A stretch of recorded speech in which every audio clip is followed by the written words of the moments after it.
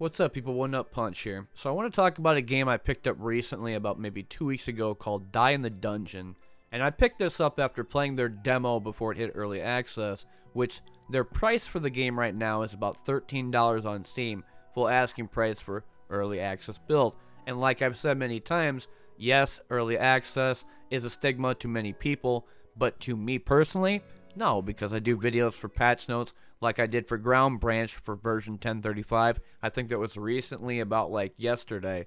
So with Die in the Dungeon, what I want to talk about with this is that after I played the demo and kind of understood how combat worked, it's also got roguelike or roguelite elements, meaning that you can go and pick different pathways to go to different things, whether you get higher dice cards, you get another trinket, or maybe you get something else to buff up your stats.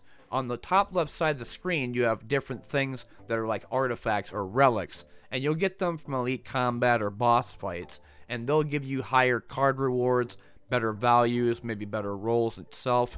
And with combat, you have this weird diamond in the middle. This is where you slot all the dice you get on the bottom side of the screen. Say, for example, you have the purple one. The purple one gives you different pluses, like +3, +2, +1, maybe all the way up to like 7, which was the highest I was able to get it, and it's for different spots. If you go to the left, it'll be 3 in the middle. If you go to the bottom, it'll be to the top. And that will be basically where you put your dice at. If you want maybe like defense, you use a blue block. If you want healing, it'd be a green block, sadly, but it's removed from combat, and you can't use it anymore. Red, of course, is combat, which it'd be damage to a singular target. But if you want to do multiple attacks, you'd be using the dice that have like the pink kind of octagonal size. And that would be for all units on the field. So let's say, for example, you got it up to 7 and you had a +3. That's 10 damage across everything. So if you're going to attack individually using the red, it'd be only 10 to that specific target, not to everything there.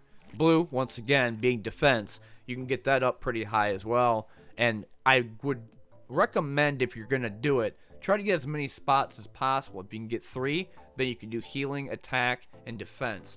And basically, you're trying to balance all this stuff out while also upgrading your deck, is what they call it. And the reason why I said it like that was because technically deck would be for cards if you played card games. This is actually for your dice. And then they have the different colors there that you need to understand. Unless you're colorblind, then you might be kind of screwed. But they have other different colors as well, like yellow is Energizer, kind of like a grayish white is Mirror, and then they have some other ones to where it's called Glass. And Glass is like a teal color, and they do different things, like, for example, the white block mirrors another dice that you have on the field, let's say like a 6 octagonal size, and then that becomes double the amount. So instead of 6 damage, it'd be 12 damage. Another thing when it comes down to the roguelike elements, like the different choices you make, you actually have this gesture that gives you random modifiers on your dice. For example, if you use like the 4 and you hit a target, it'll give them poison and they'll take damage per turn. You can also get different trinkets like the cake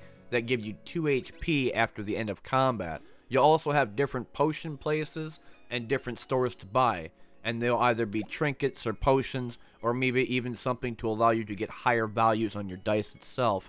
Like, for example, I think it was a free sample of like a rock, and it gave you like a different face modifier. So if I went over to my 3 purple, I could turn that into a 4 purple, and that would be the highest roll you can get to. Sadly, it's not going to be 4 every time, because that would be completely random at the start of combat, and that's for each turn. So if you wanted different stuff for your dice, you have to make it higher by boosting it all up or giving it different things with the trinkets that you got.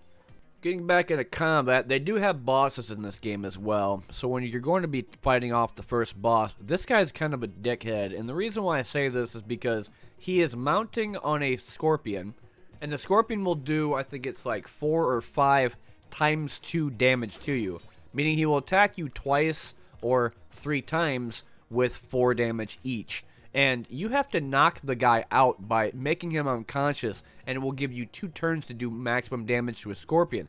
That's essentially how you beat him. But when it comes down to attacking him, you see the little helmet on top of the square?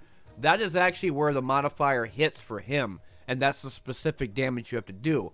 Anywhere else is for the scorpion, and he will take that damage instead. So if I'm going to do like max damage, I would need like my 7 or 6 type of dice to put on top of the helmet, and that's how much he takes. Sometimes you can get the modifier, the purple on there, and you can maximize more damage. It's just basically knocking him to a stun position to get 2 free turns of being able to hit him with max damage, and that's how you beat the Scorpion. He is a pain in the ass, but I did beat him a couple of times, just not this run.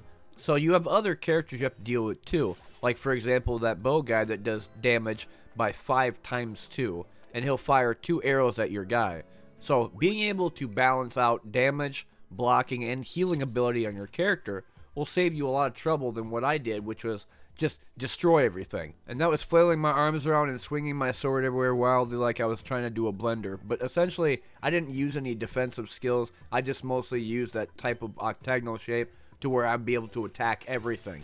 Because here's the thing, if you're getting attacked by multiple different targets and they get +1 damage each turn, I mean, you're basically trying to end it as fast as you can. But I did it in a weird, stupid way without being able to defend myself, and like I said on the bottom portion of the screen, when it comes down to picking up your dice, you also have another number beneath that, and that is how much attribute points you could use per dice. If you actually highlight the dice itself, you could actually see how much their cost is. And sometimes they have trinkets to where you get extra energy or a higher value dice. For example, they have different ones from I think silver and gold and bronze to I don't know what would be the highest one, but you have different kind of qualities to the dice. For example, silver dice give you higher value rolls that are not like 1, 2, 3, 3 and then something else, but rather it's like 1, 2, 3, 4, 5, 5, 6.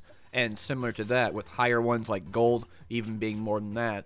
But what you're trying to do in this game, from short to finish, because I like it so damn much, because the end of the video is about here, is that if you want a game that is very fun, very forgiving, because I played dice games in the past like Perfect Dice and Circadian Dice that kick your ass really hard because RNG does not like you, highly recommend trying Die in the Dungeon. It's a cutesy game with a little frog that's fighting stuff. He's got a little sword, and you get different trinkets, different cards, or dice rather, and being able to fight off different units with the different rolls you get. You could choose different areas, like I said beforehand, on a small map. It's not a whole lot of different areas, and there are some repeats as well, like the Wounded Soldier. First time I helped him out, I gave him water. The second time, I just healed him, and you could finish him off, but you know, that's kind of mean, so I didn't do that to little turtle guy. But anyway, I've been One Nut Punch, and this has been the Die in the Dungeon video. Do appreciate people checking out the channel. I've been seeing more views happen for Ground Branch 2 since I went back to 1035 to go talk about the new stuff. New guns, new map named Ranch, and some new improvements they did to his quality of life, as well as a new mission in Ukraine, supposedly, to where you have AI teammates help you out, kind of like in a Ghost Recon or like SOCOM Navy SEALs type of thing. But anyway, thanks for watching. I'll see you in the next one.